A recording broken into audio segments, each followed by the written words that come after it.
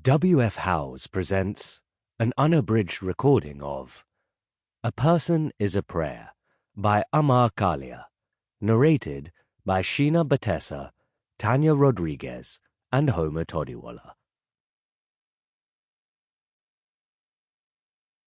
Part 1, 19th of March 1955. Life happens in the margins. 1. "Not now," he spluttered. The breath whipped from his lungs, leaving him hollow. It was happening again. He stopped walking, hunched over and covered his quivering mouth. He was starting to sweat profusely, threatening to seep through his only suit.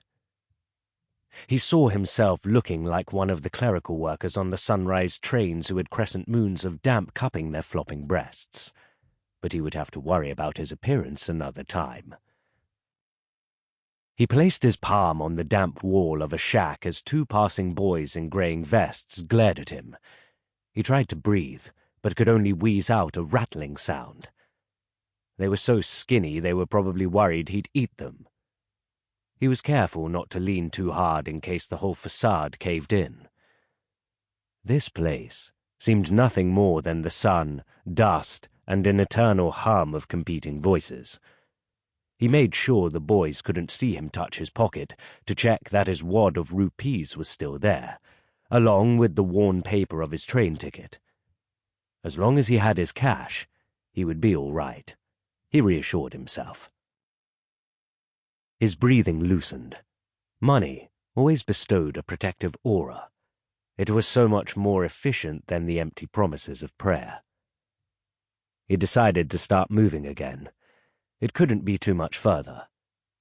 There were no pavements around him, just stacks of assorted rubble people hopped over while avoiding the meandering chaos of the rickshaws.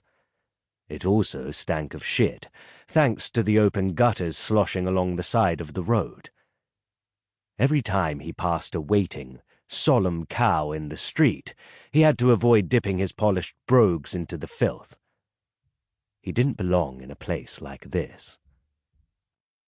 Maybe his heart was thumping and his lungs were squirming because this was supposed to be his homecoming, a return to the country of his people.